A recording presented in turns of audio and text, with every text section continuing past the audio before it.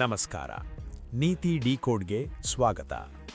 ದೇಶದ ಕಾನೂನು ಸುವ್ಯವಸ್ಥೆಯನ್ನೇ ಬೆಚ್ಚಿ ಬೀಳಿಸುವಂತಹ ಒಂದು ಆಘಾತಕಾರಿ ಘಟನೆ ಲಕ್ನೋದಲ್ಲಿ ನಡೆದಿದೆ. 21 ವರ್ಷದ ಅಕ್ಷತ್ ಸಿಂಗ್ ತನ್ನದೇ ತಂದೆ ಮದ್ಯ ಉದ್ಯಮಿಯಾಗಿದ್ದ ಮನೋಜ್ ಸಿಂಗ್ ಅವರನ್ನು ಅತ್ಯಂತ ಕ್ರೂರವಾಗಿ ಹತ್ಯೆ ಮಾಡಿರುವ ಆರೋಪ ಎದುರಿಸುತ್ತಿದ್ದಾನೆ.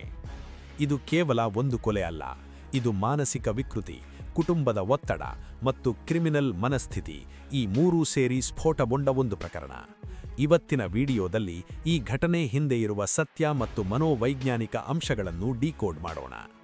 ಫೆಬ್ರವರಿ 20ರಂದು ಲಕ್ನೋದ ಆಶಿಯಾನಾ ಪ್ರದೇಶದಲ್ಲಿ ಈ ಘಟನೆ ನಡೆದಿದೆ. ಪ್ರಾರಂಭದಲ್ಲಿ ನೀಟ್ ಪರೀಕ್ಷೆ ಬರೆಯುವಂತೆ ತಂದೆ ಒತ್ತಡ ಹಾಕಿದ್ದರಿಂದ ಈ ಕೊಲೆ ನಡೆದಿದೆ ಅಂತ ಹೇಳಲಾಗಿತ್ತು. ಆದರೆ ತನಿಖೆ ಮುಂದೆ ಹೋಗುತ್ತಿದ್ದಂತೆ ಇದು ಕೇವಲ ಪರೀಕ್ಷೆಯ ಒತ್ತಡದ ಕಥೆಯಲ್ಲ ಅನ್ನೋದು ಸ್ಪಷ್ಟವಾಗಿದೆ. ಪೊಲೀಸ್ ವರದಿ ಪ್ರಕಾರ ಅಕ್ಷತ್ ತನ್ನದೇ ತಂದೆಯ ಲೈಸೆನ್ಸ್ಡ್ ರೈಫಲ್ ಬಳಸಿ ತಲೆಗೆ ಗುಂಡು ಹಾರಿಸಿದ್ದಾನೆ. ನಂತರ ದೇಹವನ್ನು ಗೋಮತಿ ನದಿಗೆ ಎಸೆಯುವ ಪ್ಲಾನ್ ಮಾಡಿದ್ದಾನೆ. ಆದರೆ ಅದು ಸಾಧ್ಯವಾಗದಾಗ ಗರಗಸ ಬಳಸಿ ದೇಹವನ್ನು ತುಂಡು ತುಂಡಾಗಿ ಕತ್ತರಿಸಿ ಮನೆಯೊಳಗಿದ್ದ ನೀಲಿ ಬಣ್ಣದ ಪ್ಲಾಸ್ಟಿಕ್ ಡ್ರಮ್ನಲ್ಲಿತ್ತಿದ್ದಾನೆ. ಈ ಎಲ್ಲವೂ ತುಂಬಾ ಶಾಂತವಾಗಿ ಪ್ಲಾನ್ ಮಾಡಿಕೊಂಡು ನಡೆದಿರುವುದು ತನಿಖೆಯಿಂದ ಗೊತ್ತಾಗುತ್ತಿದೆ.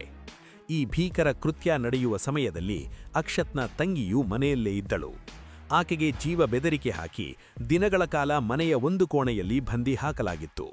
ಇಷ್ಟೇ ಅಲ್ಲ, ತಂದೆ ನಾಪತ್ತೆಯಾಗಿದ್ದಾರೆ ಅಂತ ಅಕ್ಷತ್ ತಾನೇ ಪೊಲೀಸ್ ಠಾಣೆಗೆ ಹೋಗಿ ದೂರು ನೀಡಿದ್ದಾನೆ. ವಾಟ್ಸ್ಆಪ್ ಗ್ರೂಪ್ ಕ್ರಿಯೇಟ್ ಮಾಡಿ ನನ್ನ ತಂದೆ ಕಾಣೆಯಾಗಿದ್ದಾರೆ ಅಂತ ಹುಡುಕಾಟದ ನಾಟಕವನ್ನೂ ಆಡಿದ್ದಾನೆ. ಆದರೆ ಸಿಸಿಟಿವಿ ಫುಟೇಜ್ ಪೊಲೀಸರಿಗೆ ದೊಡ್ಡ ಸುಳಿವು ನೀಡಿದೆ. ಮನೋಜ್ ಸಿಂಗ್ ಮನೆಯೊಳಗೆ ಹೋಗಿರುವುದು ಕಾಣುತ್ತದೆ, ಆದರೆ ಹೊರಗೆ ಬಂದಿರುವ ದೃಶ್ಯ ಎಲ್ಲೂ ಇಲ್ಲ.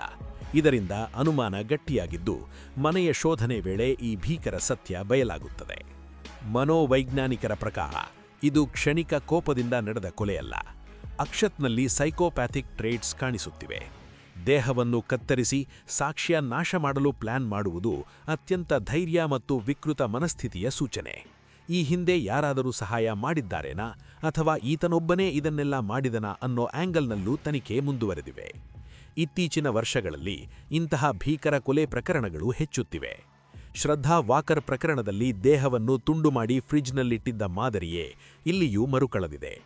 ಇಂತಹ ಆರೋಪಿಗಳಿಗೆ ಪಶ್ಚಾತ್ತಾಪ ಅನ್ನೋದೇ ಇರೋದಿಲ್ಲ. ಹೊರಗೆ ನೋಡಿದ್ರೆ ಸಾಮಾನ್ಯ, ಬುದ್ಧಿವಂತ, ಶಾಂತ ವ್ಯಕ್ತಿಗಳಂತೆ ಕಾಣಿಸುತ್ತಾರೆ. ಆದರೆ ಒಳಗೆ ಒಂದು ಕ್ರೂರ, ಅಪಾಯಕಾರಿ ಮನಸ್ಥಿತಿ ಅಡಗಿರುತ್ತದೆ. ಹೈದರಾಬಾದ್ನಲ್ಲಿ ಹೆಂಡತಿಯನ್ನು ಕೊಂದು ಕುಕ್ಕರ್ನಲ್ಲಿ ಬೇಯಿಸಿದ ಪ್ರಕರಣ, ಬೆಂಗಳೂರಿನಲ್ಲಿ ಗೆಳತಿಯನ್ನು 59 ತುಂಡುಗಳಾಗಿ ಕತ್ತರಿಸಿದ ಪ್ರಕರಣ, ಇವೆಲ್ಲವೂ ಸಮಾಜದಲ್ಲಿ ಬೆಳೆಯುತ್ತಿರುವ ಮಾನಸಿಕ ವಿಕೃತಿಯ ಅಪಾಯಕಾರಿ ಸೂಚನೆಗಳು. ಇಂತಹ ಪ್ರಕರಣಗಳಲ್ಲಿ ಆರೋಪಿಗಳು ತನಿಖೆಯಿಂದ ತಪ್ಪಿಸಿಕೊಳ್ಳಲು ಹೊಸ ವಿಧಾನಗಳನ್ನು ಬಳಸುತ್ತಿದ್ದಾರೆ. ಲಕ್ನೋದ ಈ ಪ್ರಕರಣದಲ್ಲೂ ಸಾಕ್ಷ್ಯ ನಾಶ ಮಾಡಲು ಆಸಿಡ್ ಬಳಸುವ ಪ್ರಯತ್ನ ನಡೆದಿರುವ ಶಂಕೆ ಇದೆ. ಶಿಕ್ಷಣ ತಜ್ಞರು ಹೇಳುವಂತೆ ಕೇವಲ ನೀಟ್ ಪರೀಕ್ಷೆಯ ಒತ್ತಡವನ್ನೇ ಈ ಕೊಲೆಗೆ ಕಾರಣ ಅಂತ ಹೇಳುವುದು ಸರಿಯಲ್ಲ. ಕುಟುಂಬದ ವಾತಾವರಣ, ಮಗುವಿನ ಬೆಳೆದು ಬಂದ ರೀತಿ, ಸ್ನೇಹಿತ ವಲಯ ಮತ್ತು ಅವನ ಆಸಕ್ತಿಗಳು ಇವೆಲ್ಲವೂ ಪ್ರಮುಖ ಪಾತ್ರ ವಹಿಸುತ್ತವೆ. ಅಕ್ಷತ್ಗೆ ಡಾಕ್ಟರ್ ಆಗುವ ಆಸೆ ಇರಲಿಲ್ಲ. ತಂದೆಯ ಮದ್ಯ ವ್ಯವಹಾರದಲ್ಲಿ ತೊಡಗಿಸಿಕೊಳ್ಳಲು ಆಸೆಯಿತ್ತು. ಈ ಅಸಮಾಧಾನ ಕಾಲಕ್ರಮೇಣ ದ್ವೇಷವಾಗಿ ಅಂತಿಮವಾಗಿ ಈ ಭೀಕರ ಕೃತ್ಯದಲ್ಲಿ ಅಂತ್ಯಗೊಂಡಿದೆ. ಪೊಲೀಸ್ ವಿಚಾರಣೆ ವೇಳೆ ಅಕ್ಷತ್ ನೀಡುತ್ತಿರುವ ಹೇಳಿಕೆಗಳು ಅವನ ಕ್ರಿಮಿನಲ್ ಮೈಂಡ್ಸೆಟ್ ಅನ್ನು ಇನ್ನಷ್ಟು ಸ್ಪಷ್ಟಪಡಿಸುತ್ತಿವೆ. ಮನೆಯೊಳಗೆ ರಕ್ತದ ಗುರುತುಗಳು ಕಾಣದಂತೆ ಕ್ಲೀನ್ ಮಾಡಲು ಪ್ರಯತ್ನಿಸಿದ್ದರೂ ಫೊರೆನ್ಸಿಕ್ ತಂಡ ಮಹತ್ವದ ಸಾಕ್ಷ್ಯಗಳನ್ನು ಪತ್ತೆ ಹಚ್ಚಿದೆ. ಅಕ್ಷತ್ ಈಗ ಅರೆಸ್ಟ್ ಆಗಿದ್ದು ಕಠಿಣ ಶಿಕ್ಷೆ ಎದುರಿಸುವ ಸಾಧ್ಯತೆಯಿದೆ.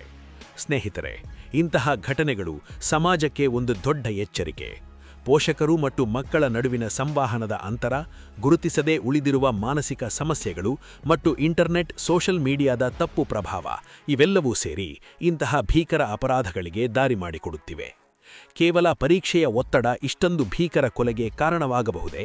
ಅಥವಾ ಇಂತಹ ಕ್ರಿಮಿನಲ್ ಮನಸ್ಥಿತಿಗಳಿಗೆ ಇನ್ನೂ ಕಠಿಣ ಶಿಕ್ಷೆ ಅಗತ್ಯವೇ?